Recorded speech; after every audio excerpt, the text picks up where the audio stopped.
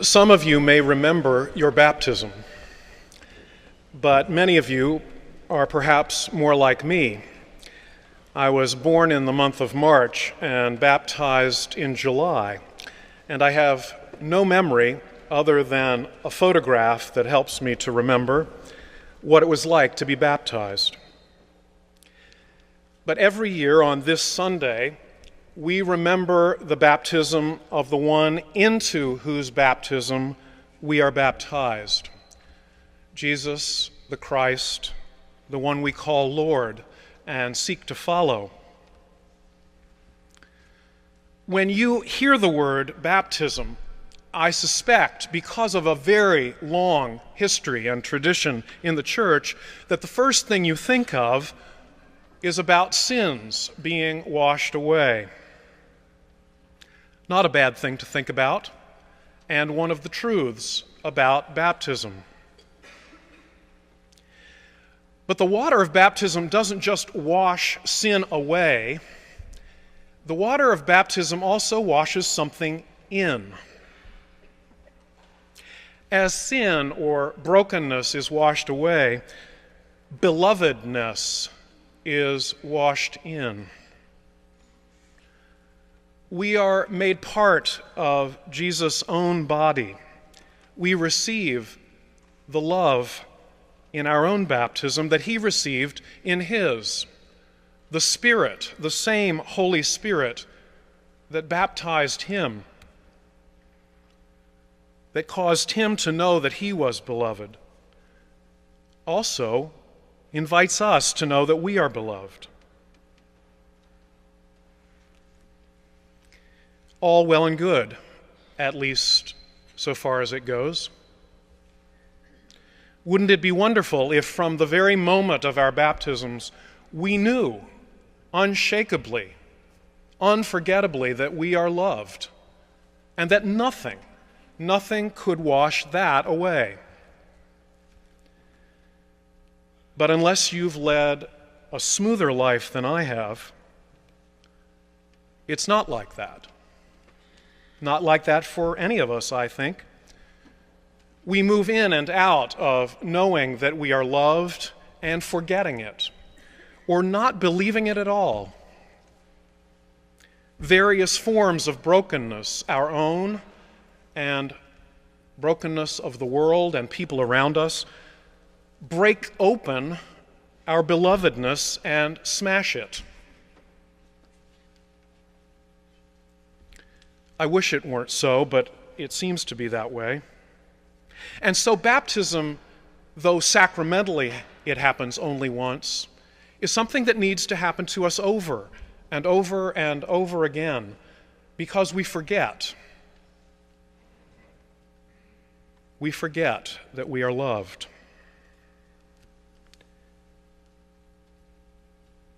What's it been like for you in the course of your life to move in and out of belovedness? You have your own story about this, the moments when you knew without any doubt that you were loved, the moments when it was shaky, and the moments when you had completely forgotten, or someone had so crushed it to the ground that, in the words of Isaiah, your bruised reed had been broken. But God doesn't give up. The God that we know in Jesus Christ is relentless about loving us, is relentless about washing away our own sin and brokenness and the brokenness of the world that breaks us over and over again, and washing in a renewed sense of our own belovedness. You have your own story about this. It would be good for you to share that story with someone you trust. Today, though, I want to share 3 brief pictures of what it's like to have this washing in and out happen over and over again. Some of these stories you will already know, perhaps, if you like to go to the movies. But one of them you probably won't know, unless you've heard me tell this story before. The first story is that of an African American named Solomon Northrop. Do you know the movie 12 Years as a Slave? That's his story. If you haven't seen the movie, I invite you to see it when you have the chance. Briefly, here is Solomon's story. He was a free black man. But while he was in Washington, D.C., he was kidnapped and sold into slavery. Things like that happened in those days. And he was passed from slave owner to slave owner, and his history as a slave taught him a lot about the brokenness of the world. He had lashed into his back what it's like to be broken. Maybe you and I haven't been literally lashed, though perhaps some of us have. But all of us have been lashed by the brokenness of the world in one way or another. Solomon's lashing far worse than ours, though the lashing of the heart can be as bad as the lashing of the back. Solomon was a believer. Someone had taught him that he was beloved. And in his moving autobiography, from which the movie is taken, he says this as he is fleeing from the brokenness of the world, fleeing from one slave owner, unfortunately only to be enslaved by another. He says this, maybe you will hear metaphorically something of what it's like to be broken and to hope to be baptized again into belovedness. As these words begin, he's being chased by dogs. He says this, there were so many of them, I knew they would tear me to pieces, that they would worry me at once to death. I gasped for breath, gasped forth a half-uttered, choking prayer to the Almighty to save me, to give me strength to reach some wide, deep bayou where I could throw them off the track or sink into its waters. Hope revived a little as I reached the water. Hope revived a little as I reached the water. Has someone in the midst of your being chased by the brokenness of the world given you hope again? Reached out and metaphorically given you some water to baptize you again into belovedness? That's the Holy Spirit at work, baptizing you again, reminding you you're beloved. You are loved. I wish I could say that Solomon's story goes only in a hopeful direction after that, but he's caught again and sold into slavery again, and eventually he attains his freedom again. But it's like that for all of us, isn't it?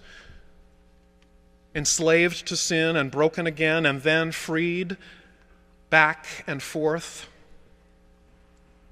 broken, healed, forgetting our belovedness and remembering it. Thank God that God does not forget us.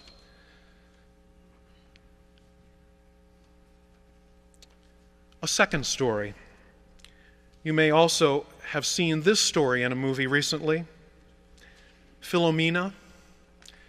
Did you know, by the way, that her name means beloved? Philomena was a student in an Irish convent school, and she became pregnant out of wedlock. The sisters tended her, making her go through childbirth with no help, saying that the pain was her penance.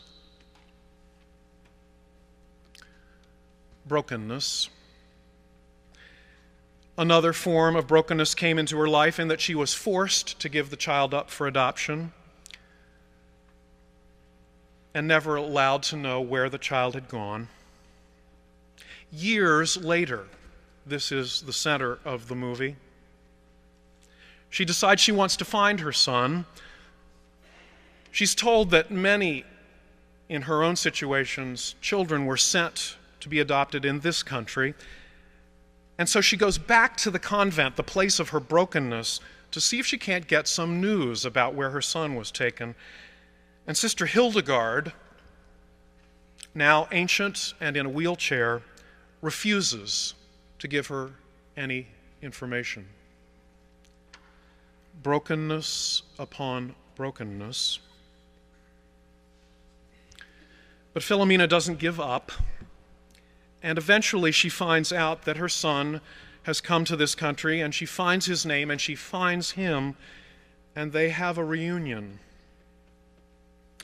But what's at the center of the story I want to tell is that despite the brokenness she receives at the hands of Sister Hildegard over and over again, Philomena forgives her.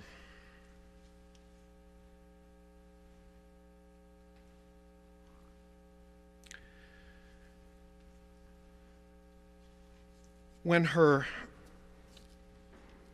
comrade in the movie, the one who is the one portrayed as making the movie, says to her, "How can you do that? Just forgive her, just like that." Philomena says, "It's not just like that, it's hard." But she forgives anyway. She forgives out of the faith that has held her life together her whole life. Her belief that she is beloved, and that part of belovedness is to pass on belovedness to others, whether they deserve it or not. Broken as they may be, and though they may break us, that part of being beloved is handing on love to others. She freely forgives.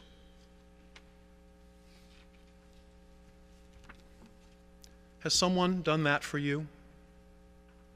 Has someone forgiven you and taught you that you were beloved even though you didn't deserve it? If you answer no, you're not paying attention. It's happened to all of us over and over again. And have you been able to pass on love to someone who didn't deserve it? I would wager you have. And I would wager that you're here today because you know you need the strength to be able to do what is hard, to love those who don't deserve to be loved. That's why I'm here, to be fed with the forgiveness with which we'll be fed at that table in just a few moments, so that we can love one another, deserved or not. And the last story is a story of a college classmate of mine. It was his sophomore year. His beloved called him on the phone and said, "It's over." And as he was about to go into final exams, feeling that he wasn't going to succeed as he was used to succeeding, he attempted suicide sitting in a bath of water, cutting his wrists.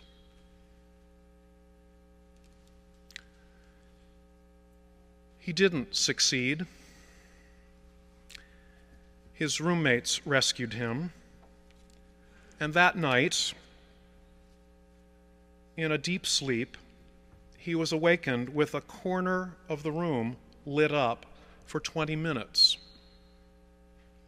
No source of light visible, just light. As the light began to fade, he heard an inner voice say, "You're just fine the way you are."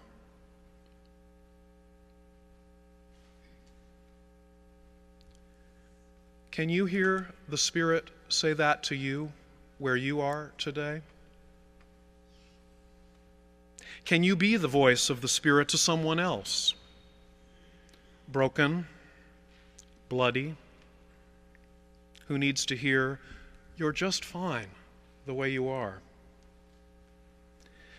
Because we all need to hear that. Solomon Northrop, Philomena Lee, or my college classmate, or you, we all need to hear it. You are beloved.